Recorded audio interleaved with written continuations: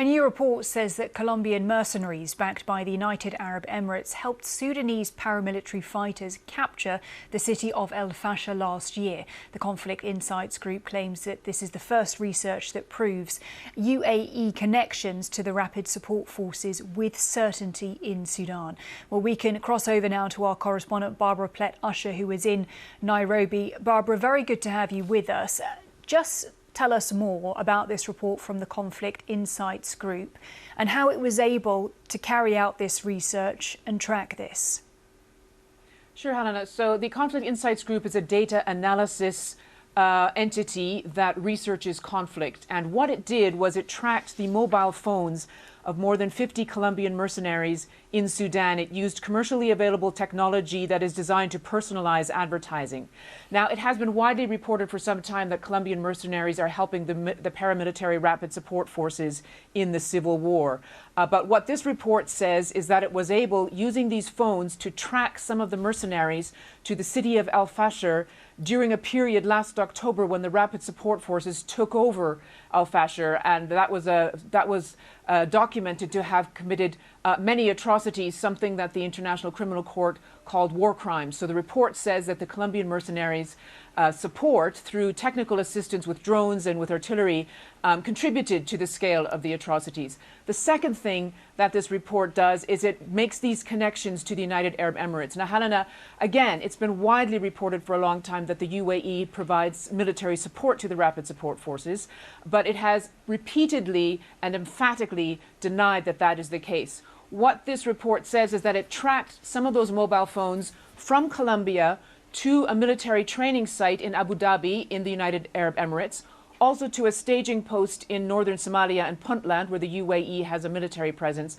And then those phones ended up in RSF-held territory in Sudan. One of those phones, it says, logged into a Wi-Fi network called Desert Wolves. Now, that is known to be the name of the Colombian mercenary brigade.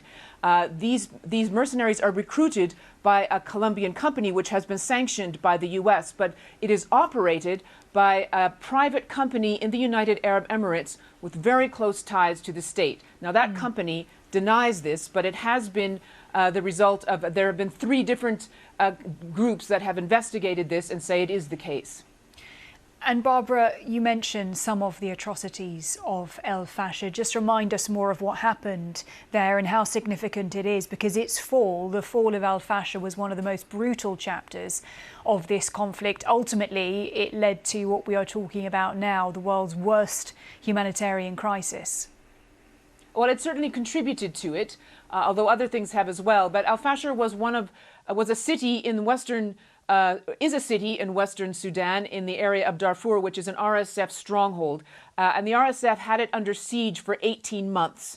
So people left if they could, but otherwise came close to starvation in many cases. And then at the end, the RSF took over in October, and there was widely documented accounts of mass killings, of detentions, of rapes, and so on. Again, there's been an investigation by the UN, in which they said the things that happened there bore the hallmarks of genocide.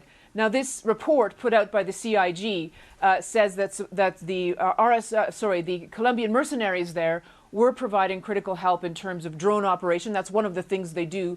Also in terms of helping with artillery fire. And it says clearly that the Colombian mercenaries and the UAE, because it claims that the UAE backs them, do share some responsibility for this. Now, it should be said, Helena, that foreign backing of the 2 parties is wider than just the UAE and the RSF.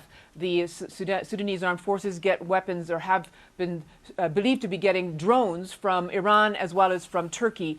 And the foreign backing for both sides, analysts agree, has contributed to the continuation and the escalation of this conflict. All right. Barbara Plett-Usher there. Many thanks indeed.